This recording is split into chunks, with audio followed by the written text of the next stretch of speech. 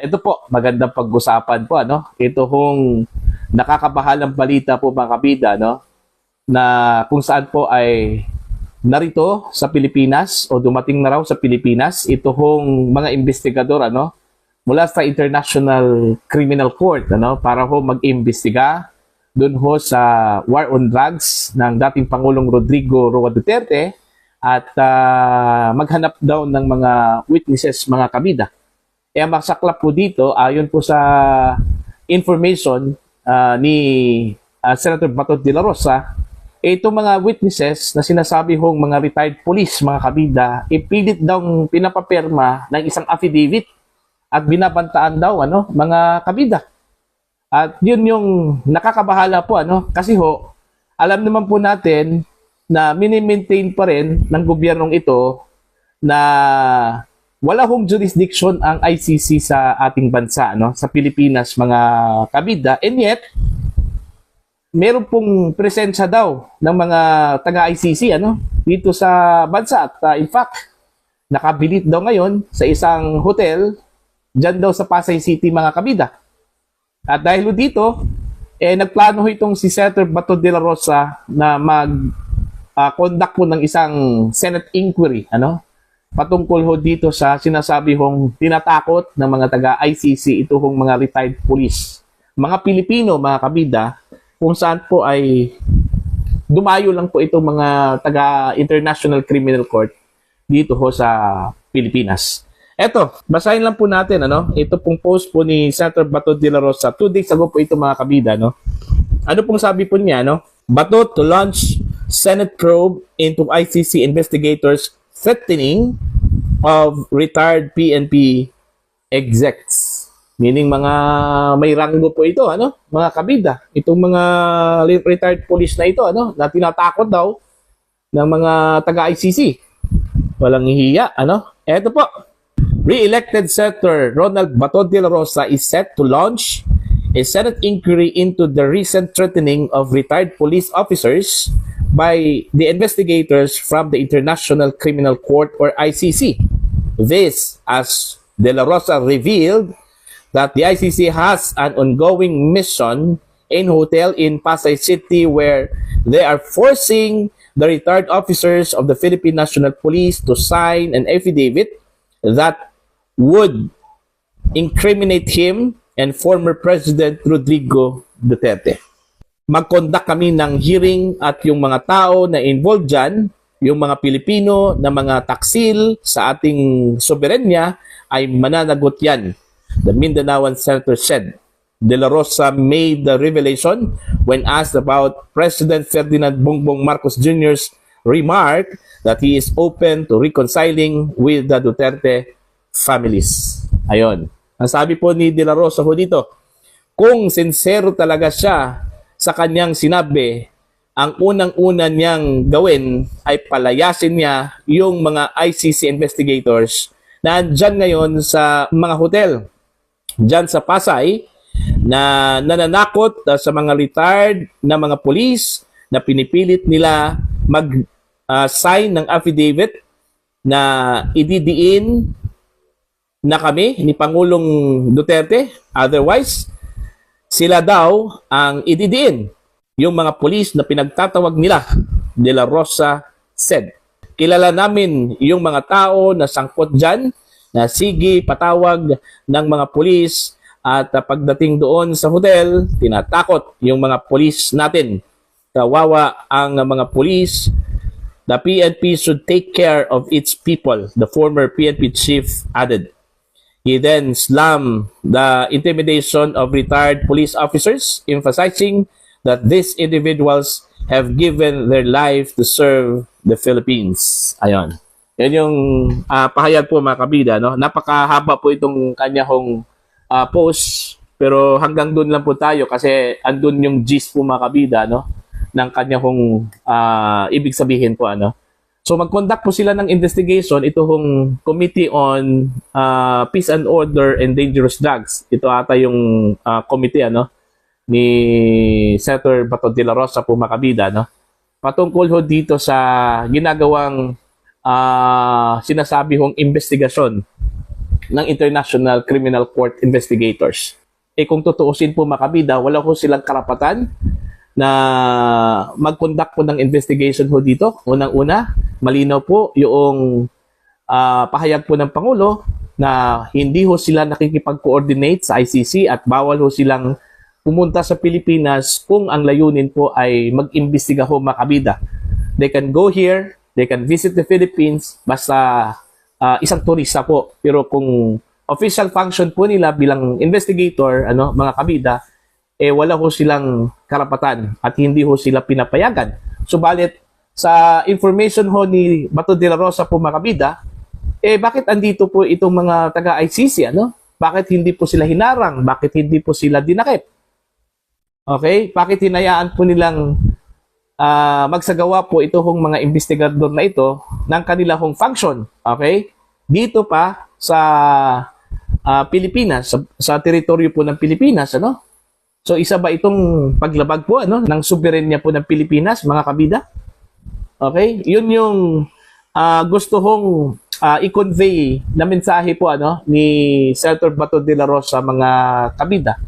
Kasi nga tama yung kanyang argument, pinipilit ho, persistent ito pong Marcos administration na nagsasabi na wala na pong jurisdiction ang ICC sa Pilipinas because umalis na po tayo since 2019 po mga kabida. Okay? At pinangatawanan nga nila hanggang ngayon.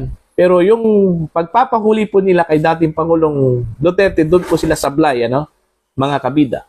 Now, kung hindi yan mapapalis at paalisin po ng gobyerno, ito hong mga investigators ng ICC na di umano andito ho sa Pilipinas, para bang sinabi po ng Marcos administration na joke lang yung kanya hong sinabi, na hindi ho sila nakikipag-coordinate at wala pong karapatan ang mga taga-ICC na pumunta ho dito sa Pilipinas bilang investigators po mga kabida. Okay? At yung kanya hong sinabi na makikipag-reconcile doon po sa mga Dutertes, biro lang pala yun. Okay? Tama yung sinabi po ni Senator Bato, kung talagang seryoso ang Pangulo, na makipag-ayos sa mga Duterte, dapat walang ganito pong senaryo po mga kabida. Kung totoo yung sinabi po ni Senator Bato de la Rosa, bakit po free yung mga taga-ICC na nandito sa Pilipinas o pumunta po sa Pilipinas? Okay? At yung mga Pilipinong traidor, sabi po ni Senator de la Rosa, na umaalalay at umasis po dito sa mga taga-ICC, mananagot daw kayo. Sabi po ng dating PNP chief, and most likely po mga kabida, kung maumpisahan mo po itong investigasyon, baka ipapatawag po itong mga investigador na ito. Okay? Baka po, dyan po sila lalayas po mga kabida, aalis. Okay? Maliwanag po dun sa polisiya po ng gobyerno, na hindi na po sila allowed na gumawa po ng kanila pong function dito sa Pilipinas. Okay? Unless kung yan po ay palihim po na pinahintulutan po ng Marcos administration. Kasi may mga instances mga kabida na kung ano yung sinabi po ng Pangulo, ng administrasyon, iba yung nangyari po sa ground. Kumbaga, mahirap na pong magtiwala sa mga sinasabi po ng Pangulo po mga kabida kasi iba kasi yung mga nangyayari po sa ground. Okay? Now, meron pong sagot ang Malacanang dito ho sa patutsada po mga kabida ni Senator Bato de la Rosa. Ang sabi po ng Malacanang sa isa pong pahayag, patunayan daw ni Bato de la Rosa mga kabida yung kanyang aligasyon na tinatakot ng mga taga-ICC at kung meron pong mga taga-ICC dito sa Pilipinas at nasa isang hotel daw ngayon dyan sa Pasay City, mga kabida. Okay? Para bang sinabi po ng gobyerno ng Malacanang, patunayan ninyo kung totoong nandito sa Pilipinas. Kasi ang pagkakalam siguro daw nila, wala hindi totoo yung sinabi po ni De La Rosa, mga kabida.